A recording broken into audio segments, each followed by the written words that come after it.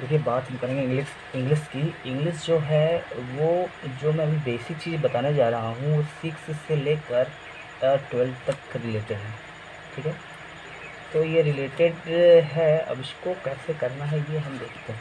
Confusion सारे हम दूर करते हैं करके 6 से लेकर 12 तक रिलेटेड है। तो इसका कन्फ्यूजन कैसे कैसे दूर करते हैं हम, आपको आप देखते जाओ। ठीक है, इसको इंग्लिश का टेंस, सबसे पहले इंपॉर्टेंट चीज़ क्या है, पास्ट ऑफ स्पीच। और इंग्लिश में सबसे जो बेसिक चीज़ है वो आपको आना चाहिए टू चेक, वो तो बेसिक सभी को आता हो। दूसरी बात जो है, हम लोगों को पार्ट्स ऑफ स्पीच आनी चाहिए। पार्ट्स ऑफ स्पीच आनी चाहिए। ठीक है, ओके। इसके हिंदी बोलते हैं शब्द भेद। क्या बोलते हैं? शब्द भेद, यानी शब्द के भेद। ठीक है, ठीक है। तो इसको हम क्लियर कर सकते हैं, कर सकते हैं। चलो क्लियर कर दिया। अब हम दूसरा क्या है, दूसरा हमारे लिए कुछ आने चाहिए, जैसे मॉडल एक्चुअलीज होते हैं। मॉडल जिसको बोलते हैं, मॉडल्स होते हैं क्या, कैन, कोड। एक्चुअली ये क्या होता है, ये बेसिक होता है, टेंस को समझने का एक बेसिक लेवल होता है। इसको अगर हमको आ जाएगा तो नॉर्मल से क्या बात है कि जो टेंस है वो आसानी से समझ में आएगा। बस बात इतनी सी है कि ये चीज़ जो होती है समझ में आने पे, वो टेंस जो होता है वो हमको आसानी से समझ में आता है। अच्छा, हमको सॉल्व करना है। मान लो टेंस, अगर मेरे को टेंस बनाना है तो टेंस में सबसे ज़्यादा इंपॉर्टेंट चीज़ें क्या होती हैं, पहले मैं बता देता हूँ आपको बेसिक चीज़ें। अगर इस फार्मूले से, इस मेथड से आप करते हो तो आप कोई भी सेंटेंस को पूरा बना सकते हो और एकदम सही बना सकते हो। कैसे भाई, टेंस जो होता है इसको बोलते हैं हिंदी में काल। ठीक है, इसमें क्या क्या होता है, सबसे पहले चीज़ तो होता है टेंस। पहले टेंस के तो कितने पार्ट होते हैं ये जान लो आप। 3 पार्ट्स होते हैं, और इन 3 पार्ट्स के 4 पार्ट्स होते हैं। कितने पार्ट्स होते हैं? 4 पार्ट्स होते हैं। ठीक है, तो इनके जो 3 पार्ट्स होते हैं इनको बोलते हैं प्रेजेंट, पास्ट और फ्यूचर। अगर टेंस लगा दो तो फ्यूचर टेंस हो जाएंगे, प्रेजेंट टेंस हो जाएंगे और पास्ट टेंस हो जाएंगे। प्रेजेंट की हिंदी होती है वर्तमान, तो हिंदी काल, भूतकाल और भविष्यत काल। ठीक है, तो ये तो बेसिक हो गया इंग्लिश। और नॉर्मली आप लोग को पता भी होगा, 6 से लेकर जो राउंड आप 12 तक बच्चे हैं उनको पता होता है हमेशा ये सारी चीज़ें। तो इसका जो होता है नाम कर देते हैं। पहला क्या होता है? Present indefinite tense. Number 2 present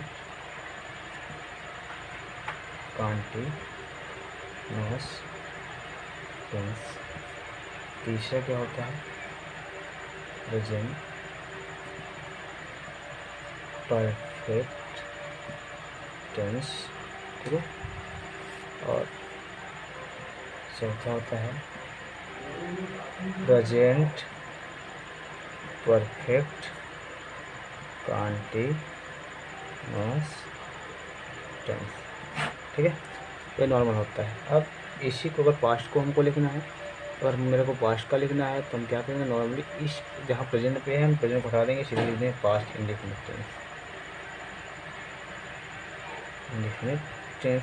future को लिखना है तो हम पास्ट का हटा के सीधे फ्यूचर इंडेफिनिट टेंस लिख देंगे। नेम सब वही रहेगा, प्रेजेंट हट जाएगा, ये चीज़ हटा के सीधा इसी को लिख दो, सीधा फ्यूचर टेंस हो जाएगा। ठीक है, ये बेसिक चीज़ समझ में आया आपको? समझ में आ गया होगा या कन्फर्म समझ में आ गया होगा? ये मालूम भी रहा होगा पहले से। अब हमको करना क्या है, सबसे पहले अब हम क्या करते हैं, जैसे टेंस में इम्पोर्टेंट क्या होता है हम ये बताते हैं हमको। जैसे मैथ को सॉल्व करने के लिए फार्मूले की आवश्यकता होती है, a+b को whole square equal to a square plus b square plus 2ab। उसी तरह इसको भी करने के लिए हर टेंस होता है, इंडेफिनिट टेंस, सबका अलग अलग पहचान होती है। हर इंसान को पहचानने के लिए उसके नाम की आवश्यकता होती है। उसी तरह हर इंसान तो होता है लेकिन सबके नाम अलग अलग होते हैं। उसी तरह इनकी जो पहचान होती है, सबकी जो पहचान होती है, इंसान तो सभी कहलाते हैं लेकिन इनकी पहचान जो होती है वो अलग अलग होती हैं। उसी तरह इन जितने भी टेंस हैं इनकी पहचान जो है वो अलग तरह से होती है और अलग अलग तरह की ये कहलाते हैं। ठीक है, ठीक है। अब हम बात करते हैं सीधा इस टेंस में जो इम्पोर्टेंट फैक्ट है जिसके बारे में हम बात करेंगे, क्या क्या इसमें इम्पोर्टेंट होता है, क्या क्या इसमें इम्पोर्टेंट होता है, क्या क्या इसके लिए इम्पोर्टेंट है। ठीक है, चलो बात करते हैं। सबसे पहले तो हम बात करते हैं सब्जेक्ट की, कि उसमें टेंस में सब्जेक्ट का होना बहुत इम्पोर्टेंट होता है। मतलब सब्जेक्ट मतलब जानते हो, किसी आदमी का होना या प्रोनाउन समझते हो आप। मैं पार्ट ऑफ स्पीच की वीडियो अलग से बना के डाल दूँगा जिसमें आपको बहुत मदद मिल जाएगी टेंस के बारे में। और क्लास 12 से जो छोटी छोटी चीज़ें होती हैं, इनका यूज होता है कहाँ कैसे कब होता है, वो सारी चीज़ें मैं बना के वीडियो डाल दूँगा, आप लोग को मिल जाएगा। ठीक है, ठीक है। तो सब्जेक्ट, अब वो सब्जेक्ट होता है, उसके बाद क्या होता है, हेल्पिंग वर्ब होता है। हेल्पिंग वर्ब, देखो मैं इसमें बेसिक आपको समझाने के लिए बात कर रहा हूँ, राइटिंग पे मत जाना। राइटिंग में क्या होता है, इंग्लिश की पहला अक्षर जो होता है कैपिटल लेटर से होता है, या किसी का नाम आ जाता है तो सारे कैपिटल्स होते हैं, किसी जगह का नाम आ जाता है तो सारे वो कैपिटल्स लेटर में होते हैं। तो उनके बारे में बात नहीं करेंगे अभी, हम भी बेसिक बात कर रहे हैं सिर्फ टेंस के बारे में, आप उसको इग्नोर करना, ठीक है ना। उसके बाद वर्ब होता है, फिर ऑब्जेक्ट होता है। ठीक है, अगर इनकी हिंदी की बात करें, सब्जेक्ट की हिंदी होती है कर्ता, हेल्पिंग वर्ब की हिंदी होती है सहायक क्रिया, और वर्ब की हिंदी होती है क्रिया, और ऑब्जेक्ट की हिंदी होती है कर्म। ठीक है, ठीक है।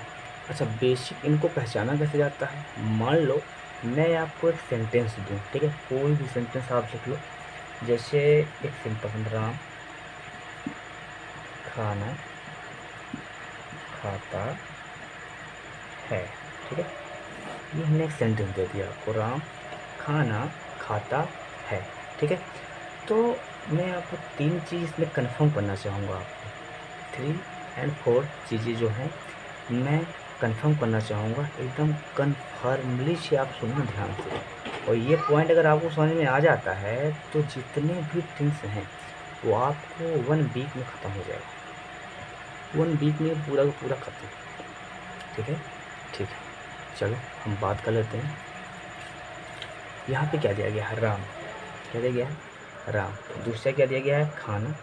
तीसरा दिया गया है खा, और ता तो एक जो लास्ट में होता है ता है, ये एक आइडेंटिफाई है। आइडेंटिफाई मतलब पहचान, क्या है, पहचान, किसी भी चीज़ की एक पहचान होती है, किसी भी चीज़ की।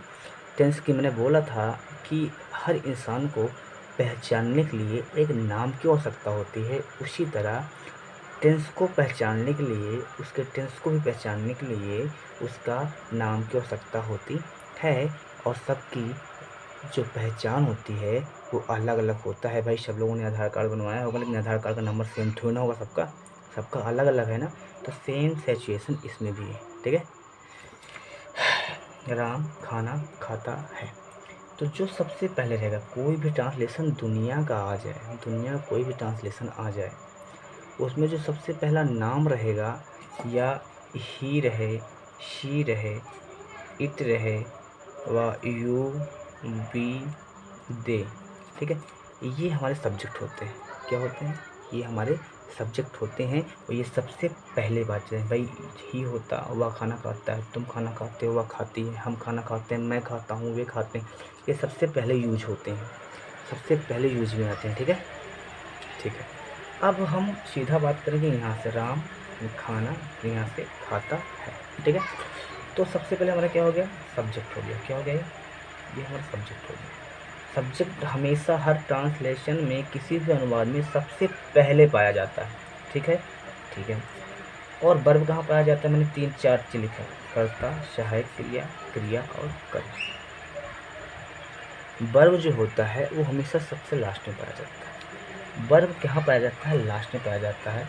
और उसके लास्ट में, मतलब उसके लास्ट में वर्ब पाया जाता है, फिर उसके बाद तुरंत हेल्पिंग वर्ब पाया जाता है। तो हेल्पिंग वर्ब की बात करें हम, तो यहाँ हेल्पिंग वर्ब है ता है, ये प्रेजेंट इंडेफिनिट टेंस का है। अभी मैं बेसिक बता रहा हूँ। तो प्रेजेंट इंडेफिनिट टेंस में क्या है, ता है, ये ता आ रहा है, ता अगर उसके वाक्य में, किसी की वाक्य में ता है, ती है, ते हैं आदि शब्द आते हैं तो प्रेजेंट इंडिफिनिट टेंस होता है।